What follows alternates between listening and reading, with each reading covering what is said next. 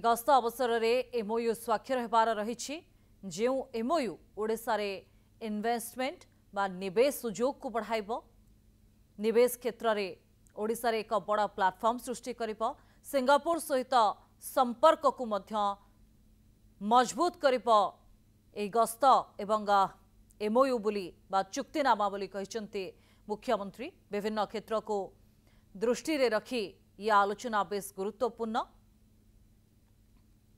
दुई दिनिया गस्त अवसर में सिंगापुर राष्ट्रपति अनेक कार्यक्रम रही विश्व दक्षता केन्द्र रे राज्य सरकार का सहित बुझामणा पत्र स्वाक्षर होबार रही जो कथा मुख्यमंत्री सूचना दी अन्यपटे रघुराजपुर हेरिटेज विलेज बुली देखिबे सिंगापुर राष्ट्रपति कोणार्क मंदिर परिदर्शन करिपारंती अन्यपटे भारत बायोटेक टीका प्रस्तुत केन्द्र परिदर्शन करी अधिकारी सहित आलोचना करिबे बोली मध्य सूचना रही जो दृष्टिकोण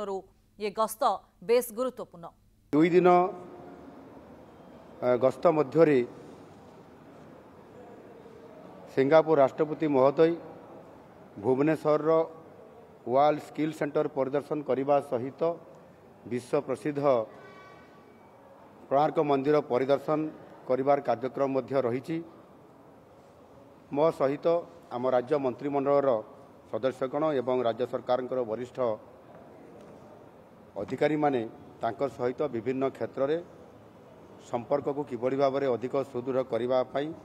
विभिन्न पर्याय ये दी दिन धरिकी आलोचना जारी रहिबो विशेष करिकी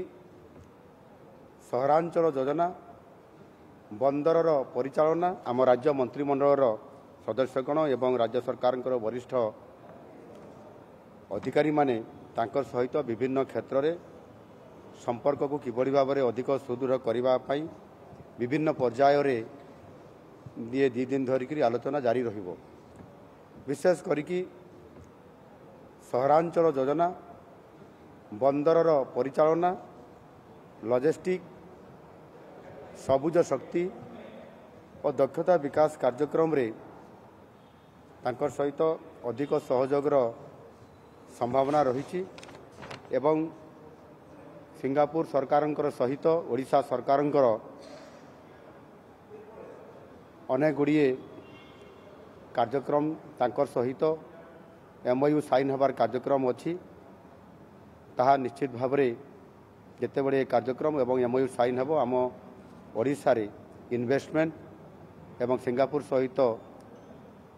तांकर सहित सहयोग रे ओडिशा रे जो नुआ ओडिशा गठन करिवार समृद्ध ओडिशा गठन करिवार जो आमे चिंता रखीचु एवं ता सहित उत्कर्ष ओडिशा माध्यम रे ओडिशा को शिल्प क्षेत्र में आगु को नबा पाई मु आशा करुच्ची निश्चित भाव में यह एक ऐतिहासिक हेबो एवं ओडिशा रे इन्वेस्टमेंट आसीबा सहित विशेष करी सिंगापुर